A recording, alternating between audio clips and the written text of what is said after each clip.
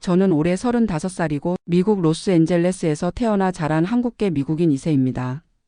지난 3년 동안 한국에 계신 부모님께 매월 $2,000, 우리 돈으로 260만 원 정도를 꼬박꼬박 송금해 왔습니다. 부모님은 저를 자랑스러워하시며 친척들과 교회분들께 자식 자랑을 하셨고 저도 미국에서 성공한 아들로서 당연한 도리라고 생각했습니다. 하지만 오늘 이야기를 들려드리는 이유는 그 200만 원의 진실이 생각보다 복잡하기 때문입니다. 처음 송금을 시작한 건 3년 전이었습니다. 아버지가 정년퇴직을 하시면서 갑자기 연락이 왔어요. 아들아, 미안한데 당분간 용돈 좀 보내줄 수 있겠니? 아버지가 퇴직금을 좀 잘못 투자해서. 그때까지만 해도 부모님이 경제적으로 여유가 있으신 줄 알았거든요. 어려서부터 돈 걱정은 하지 말고 공부만 해라라고 하셨으니까요. 저는 그때 LA에 있는 IT 회사에서 소프트웨어 엔지니어로 일하고 있었고 연봉이 $10만 정도 되었습니다. 미국에서는 중산층이라 할 수 있는 수준이었죠. 부모님께 $2,000를 보내드리는 게 쉬운 일은 아니었지만 그렇다고 불가능한 것도 아니었어요. 세후 월급이 $6,000 정도였으니까 3분의 1 정도를 보내드리는 셈이었죠. 매달 시티뱅크 글로벌 트랜스퍼로 송금했습니다. 한국신한은행 계좌로 들어가는데 보통 하루 이틀이면 도착했어요. 어머니께서 카톡으로 들어왔다고 연락 주시면 저도 마음이 뿌듯했습니다. 마치 진짜 미국에서 성공한 자식이 된 기분이었거든요. 그런데 점점 이상한 일들이 생기기 시작했습니다. 먼저 제 생활이 팍팍해지기 시작했어요. LA는 생활비가 만만치 않거든요. 웨스트 할리우드에 있는 원룸 아파트 렌트비만 $2,800였고 자동차 할부금, 보험료, 학자금 대출 상환금까지 합치면 매달 지출이 만만치 않았습니다. 부모님께 돈을 보내고 나면 제 통장에는 정말 여유가 없었어요. 친구들과 외식도 줄이고 데이트 비용도 아껴가며 살았습니다. 그런데 정작 한국에 계신 부모님의 생활은 점점 나아지는 것 같았어요. 어머니 카톡을 보면 맛있는 식당에서 드시는 사진도 올라오고 백화점에서 쇼핑하신 사진도 있었습니다. 오늘 아버지랑 롯데호텔 뷔페 다녀왔어. 너도 한국 오면 같이 가자. 이런 메시지를 받을 때마다 마음이 복잡했어요. 제가 매달 $2,000씩 보내드리는 돈으로 그런 생활을 하시는 건지 아니면 다른 수입이 있으신 건지 궁금했거든요. 하지만 직접 물어보기는 어려웠습니다. 한국 부모님께 제가 보내드린 돈을 어디에 쓰세요? 라고 묻는 건 왠지 버릇없는 것 같았거든요. 그러던 중 작년 추석에 한국에 들어갔습니다. 코로나 이후 처음 가보는 한국이었어요. 부모님 댁에 도착해서 깜짝 놀랐습니다. 집이 완전히 리모델링 되어 있었거든요.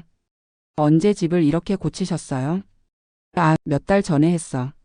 화장실도 새로 하고 부엌도 새로 했지. 요즘은 집값이 많이 올라서 미리미리 해둬야 한다더라고. 부모님이 사시는 아파트는 서울 강남구에 있는 90평 아파트였습니다.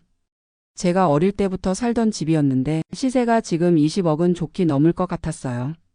리모델링 비용만 해도 3천만 원은 들었을 것 같은데 그 돈을 어디서 구하신 건지 의문이었습니다.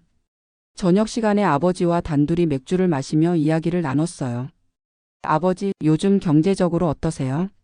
제가 보내드리는 돈으로 생활하시기에 부족하지 않으세요? 아버지는 잠시 말을 멈추시더니 이렇게 말씀하셨습니다. 미안하다, 아들아. 사실 우리가 경제적으로 그렇게 어려운 건 아니야. 국민연금이랑 퇴직연금 합쳐서 월 300만 원 정도는 나와. 그리고 적금도 좀 있고. 저는 깜짝 놀랐습니다. 그럼 제가 보내드리는 돈은 왜 받으세요? 글쎄다. 너한테 미국에서 성공했다는 느낌을 주고 싶었나 봐. 그리고 솔직히 말하면 교회에서나 친척들 앞에서 자식 자랑을 할 수 있어서 좋았어. 그 순간 머리가 하얘졌습니다. 저는 지난 3년 동안 매달 제 월급의 3분의 1을 보내드리며 라면으로 끼니를 때우고 데이트 비용을 아끼며 살았는데 정작 부모님은 그 돈이 꼭 필요한 게 아니었다는 거잖아요. 아버지, 그럼 제가 보낸 돈은 다 어디에 쓰셨어요? 너 결혼할 때 집 살 돈으로 모아놨어. 그리고 일부는 주식 투자도 했지. 다 너를 위한 거야. 순간 화가 치밀어 올랐습니다.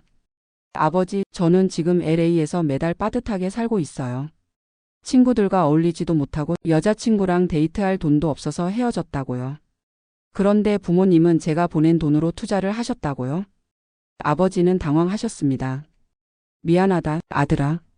우리는 내가 미국에서 잘 살고 있는 줄 알았어. 연봉이 10만 달러면 충분히 여유가 있을 줄 알았고. 그때 어머니가 나오셔서 말씀하셨어요. 사실 우리도 미안했어. 하지만 내가 매달 돈을 보내준다고 하니까 거절하기가 어려웠어. 미국에서 성공한 아들이 부모에게 용돈 드리는 게 당연한 거 아니야? 저는 그 말을 듣고 한국과 미국의 문화 차이를 절실히 느꼈습니다. 한국에서는 자식이 성공하면 부모님께 용돈을 드리는 게 당연한 일이지만 미국에서 자란 저에게는 그런 개념이 자연스럽지 않았거든요. 오히려 미국에서는 부모가 자식의 경제적 독립을 더 중요하게 생각하죠. 부모가 자식에게 매달 돈을 받는다는 건 부모가 경제적으로 자립하지 못했다는 의미로 받아들여지기도 해요. 하지만 저는 한국인 부모님 밑에서 자랐기 때문에 부모님께 효도하는 것이 당연하다고 생각했었습니다. 그런데 정작 부모님은 그 돈이 절실히 필요한 게 아니었다는 걸 알고 나니 혼란스러웠어요. 그날 밤 잠을 이루지 못했습니다. 지난 3년을 돌아보니 저는 정말 많은 것들을 포기했었거든요. 같은 회사 동료들과 스키 여행을 가자고 했을 때도 못 간다고 했고, 여자친구 생일에 제대로 된 선물을 사주지 못해서 싸웠고, 치과 치료도 미루고 미뤄서 결국 신경치료까지 받게 됐었어요. 모든 게 돈 때문이었습니다. 매달 2,000달러를 부모님께 보내야 한다는 생각에 제 생활을 최대한 줄여왔던 거죠. 다음날 아침 저는 부모님께 솔직하게 말씀드렸습니다. 앞으로는 송금을 중단하겠습니다. 대신 1년에 한 번씩 한국에 와서 직접 뵙고 그때 용돈을 드리겠어요. 어머니는 서운해 하셨습니다. 그럼 우리가 매달 받던 재미가 없어지잖아. 그리고 교회에서 친구들한테 뭐라고 말해? 어머니, 저도 미국에서 제 생활이 있어요. 저축도 해야 하고 결혼 준비도 해야 하고요. 매달 2,000달러씩 보내는 게 저에게는 정말 큰 부담이에요. 아버지는 한숨을 쉬시며 말씀하셨어요. 알겠다. 우리가 너무 생각이 짧았나 보구나. 미국 생활이 그렇게 빡빡한 줄 몰랐어. 그 이야기를 하고 나서 며칠 더 한국에 머물렀는데 부모님과의 관계가 조금 어색해졌어요. 어머니는 평소보다 말수가 적으셨고 아버지는 괜히 죄송해 하시는 표정이셨거든요. 하지만 저는 이번 기회에 정말 솔직한 대화를 나누고 싶었습니다. 부모님, 저는 한국에서 태어나지 않았지만 한국인이에요. 하지만 동시에 미국에서 자란 미국인이기도 해요. 이 두 문화 사이에서 균형을 찾는 게 쉽지 않아요. 어머니가 물어보셨어요. 그럼 너는 내가 한국인이라고 생각해? 미국인이라고 생각해? 둘 다예요. 한국인의 피가 흐르고 한국 문화를 존중하지만 동시에 미국 문화도 제 일부분이에요. 그래서 가끔은 부모님의 기대와 제 현실 사이에서 혼란스러울 때가 있어요. 아버지가 말씀하셨습니다. 우리가 너를 미국으로 데리고 온 게 맞았나 싶을 때가 있어. 한국에 있었다면 이런 고민은 안 했을 텐데. 아니에요, 아버지. 미국으로 와주셔서 감사해요. 덕분에 더 넓은 세상을 볼 수 있었고 더 많은 기회를 가질 수 있었어요. 다만 이제는 제가 어른이니까 제 방식으로 부모님께 효도하고 싶어요. 그 대화 이후에 우리 가족 관계가 많이 달라졌습니다. 부모님은 더 이상 제게 매달 송금을 기대하지 않으셨고 저도 부담 없이 부모님과 대화할 수 있게 됐어요. 대신 분기별로 한 번씩 화상통화를 하면서 서로의 안부를 묻고 1년에 한 번씩은 꼭 한국을 방문해서 시간을 보내기로 했습니다. 그리고 특별한 날에는 선물을 보내드리기로 했어요. 부모님 결혼기념일에는 고급 한정식 식사권을, 어버이날에는 건강식품을 보내드리는 식으로요. 이렇게 하니까 오히려 부모님도 더 좋아하시더라고요. 매달 받는 돈보다는 가끔씩 받는 깜짝 선물이 더 의미 있게 느껴지신다고 하셨어요. LA로 돌아온 후 제 생활도 많이 달라졌습니다. 매달 2,000달러가 제 통장에 남으니까 생활이 훨씬 여유로워졌어요. 먼저 제대로 된 아파트로 이사했습니다. 센터 마니커에 있는 2베드룸 아파트로 옮겼는데 홈오피스도 만들 수 있었고 친구들도 초대할 수 있게 됐어요. 그리고 미뤄뒀던 치과 치료도 다 받았고 헬스장에도 등록했습니다. 무엇보다 데이트를 다시 시작할 수 있게 됐어요. 이제는 여자친구와 제대로 된 레스토랑에서 식사도 하고 콘서트나 연극 관람도 할 수 있게 됐거든요. 그런데 이런 변화를 겪으면서 깨달은 게 있어요. 부모님께 돈을 보내드리는 것 자체가 문제가 아니라 서로의 상황을 제대로 파악하지 못한 채 일방적으로 기대했던 게 문제였다는 거예요. 부모님은 저를 미국에서 성공한 아들로 보고 싶어 하셨지만 정작 제 현실을 정확히 알지는 못하셨어요. 그리고 저도 부모님의 경제적 상황을 제대로 파악하지 못한 채 무조건 효도해야 한다는 생각에만 매달렸던 것 같아요. 이 경험을 통해 중요한 걸 배웠습니다. 가족 간에도 솔직한 소통이 필요하다는 거예요. 서로 배려한다고 진실을 숨기면 오히려 더 큰 문제가 생길 수 있다는 걸 깨달았죠. 지금 돌이켜보면 그 3년이 아깝다는 생각이 들기도 해요. 그 돈으로 집 계약금도 모을 수 있었을 텐데, 투자도 할 수 있었을 텐데 하고 말이죠. 하지만 한편으로는 그 경험이 저를 더 성숙하게 만들어준 것 같아요. 이제 저는 제 정체성에 대해서도 더 확실해졌어요. 저는 한국계 미국인이고 한국 문화와 미국 문화 모두를 존중하지만 제 방식으로 살아갈 권리가 있다는 걸 깨달았거든요. 부모님께 효도하는 것도 중요하지만 제 미래를 위한 투자도 똑같이 중요하다는 걸 알게 됐어요.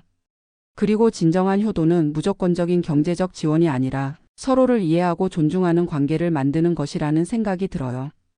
요즘 부모님과의 관계는 예전보다 훨씬 좋아졌습니다. 매달 돈을 보내야 한다는 부담이 없어지니까 오히려 더 자주 연락을 드리게 됐어요. 그리고 대화의 주제도 다양해졌죠. 돈 이야기만 하던 예전과 달리 이제는 서로의 일상이나 취미, 건강 이야기도 나누게 됐어요. 어머니는 요즘 요가를 배우신다고 하시고 아버지는 등산을 다니신다고 하세요. 저도 제 회사 일이나 친구들 이야기를 들려드리고요. 이런 대화가 훨씬 의미 있다고 생각해요.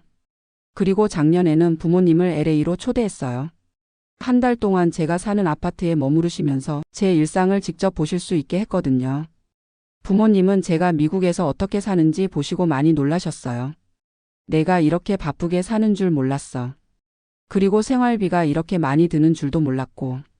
특히 어머니는 제가 장을 보는 모습을 보시고는 깜짝 놀라셨어요. 미국 마트에서 한국 식재료를 사려면 가격이 한국의 2배는 되거든요. 김치 한 포기가 $8야. 이거 한국 돈으로 10,000원이 넘네. 그제서야 부모님이 제 현실을 이해하게 되신 것 같았어요. LA에 계시는 동안 부모님과 많은 곳을 다녔습니다. 할리우드도 가보시고 비치에서 산책도 하시고 한국타운의 맛집들도 함께 가봤어요. 그때 아버지가 말씀하셨어요. 이제야 내가 왜 그렇게 말했는지 알겠다. 여기서 혼자 살면서 우리한테까지 돈을 보내는 게 얼마나 힘들었을지. 어머니도 덧붙이셨죠. 미안하다, 아들아. 우리가 너무 모르고 있었어. 그 순간 정말 마음이 따뜻해졌어요. 부모님이 제 상황을 이해해 주신다는 게 얼마나 고마운지 몰라요. 이제 저는 미국에서 제 미래를 위한 계획을 차근차근 세우고 있습니다. 올해 안에 집을 사려고 다운페이먼트를 모으고 있고 401k 투자도 늘렸어요. 그리고 MBA 과정에 지원할 준비도 하고 있습니다. 이 모든 게 매달 $2,000가 절약되면서 가능해진 일들이에요. 물론 부모님을 잊은 건 아닙니다. 여전히 분기별로 $500 정도씩은 용돈을 보내드리고 있어요. 하지만 이제는 제가 여유가 있을 때 제 방식으로 드리는 거예요. 그리고 부모님도 그 마음을 이해해 주세요. 한국계 미국인 2세로 산다는 건 쉽지 않은 일인 것 같아요. 두 문화 사이에서 균형을 찾아야 하고 때로는 부모님의 기대와 제 현실 사이에서 고민해야 하거든요. 하지만 이번 경험을 통해 깨달았어요. 중요한 건 솔직한 소통이라는 걸요. 서로를 배려한다고 진실을 숨기면 오히려 서로에게 상처를 줄 수 있어요. 하지만 솔직하게 대화하면 더 좋은 관계를 만들 수 있다는 걸 배웠습니다. 지금도 가끔 다른 한국계 미국인 친구들과 이런 이야기를 나눠요. 비슷한 고민을 하는 친구들이 정말 많거든요. 어떤 친구는 부모님이 한국에서 사업이 어려워져서 매달 $3,000씩 보내고 있다고 하고 또 다른 친구는 부모님 의료비 때문에 자기 집 사는 걸 포기했다고 해요. 물론 부모님께 효도하는 건 중요합니다. 하지만 그 과정에서 자신의 미래를 희생해야 한다면 그게 정말 옳은 일인지 다시 생각해 볼 필요가 있는 것 같아요. 제 경험을 통해 말씀드리고 싶은 건 가족 간에도 경계는 필요하다는 거예요. 무조건적인 희생보다는 서로를 존중하고 이해하는 관계가 더 건강하다고 생각해요. 그리고 한국계 미국인 2세로서 우리는 우리만의 방식으로 부모님께 효도할 권리가 있다고 생각해요. 한국 문화를 존중하되 미국에서의 현실도 고려한 균형 잡힌 관계를 만들어가는 게 중요한 것 같아요. 마지막으로 하고 싶은 말은 부모님과 자녀 모두에게 솔직한 대화를 권하고 싶다는 거예요. 서로의 상황을 정확히 알고 현실적인 선에서 도움을 주고받는 관계가 더 오래 갈 수 있을 거라고 생각합니다. 저는 이제 더 이상 매달 $2,000를 보내지 않지만 부모님과의 관계는 예전보다 훨씬 좋아졌어요. 그리고 제 미래에 대한 계획도 더 구체적으로 세울 수 있게 됐고요. 때로는 거절하는 것도 사랑이라는 걸 배웠습니다. 무조건적인 지원보다는 서로에게 정말 도움이 되는 방향으로 관계를 발전시켜 나가는 게 더 의미 있는 일인 것 같아요. 지금도 부모님은 교회에서 자식 자랑을 하세요. 하지만 이제는 아들이 매달 얼마를 보내준다는 이야기가 아니라 아들이 미국에서 열심히 살면서 자기 미래를 잘 준비하고 있다는 이야기를 하신답니다. 저는 이런 자랑이 훨씬 더 의미 있다고 생각해요.